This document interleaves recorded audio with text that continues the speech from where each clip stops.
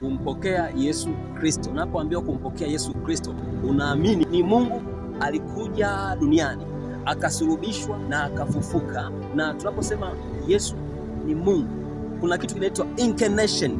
Incarnation ni kitendo cha kuvaa mwili, yani Mungu kuvaa mwili. Kwa nini Mungu ameuvaa mwili? Kwamba mbinguni nani alikuwepo? Mungu yuko mahali pote, na kama Mungu yuko mahali pote, kama ameuvaa mwili na akawepo duniani, okay, yupo Yerusalemu, tafsiri yake ni kwamba haimaanishi kwamba Mungu hayupo Marekani, haimaanishi kwamba Mungu kwenye kiti chake cha enzi hayupo. No, Mungu yuko mahali pote, he is everywhere, omnipresent. Na ndio maana unamwona Daudi anaandika kwenye Zaburi 139 anasema, nijifiche wapi na uso wa Bwana? Nikienda kuzimu yupo, wapi nitajificha? Chini ya uvungu hakuna utakapojificha uso wa Bwana. Tunaposema Yesu Kristo ni Mungu, haimaanishi kwamba Yesu ni mwingine, kwamba ni Mungu mwingine na Mungu ni Mungu mwingine. Ni kama jinsi ulivyo na mwili, roho na nafsi.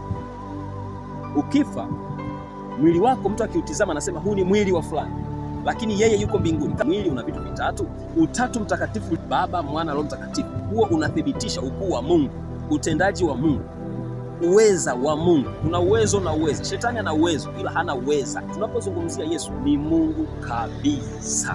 Mpokee Yesu. Kumpokea Yesu ni rahisi sana. Sema, Bwana Yesu, nakupokea uwe Bwana na Mwokozi wa maisha yangu. Amen.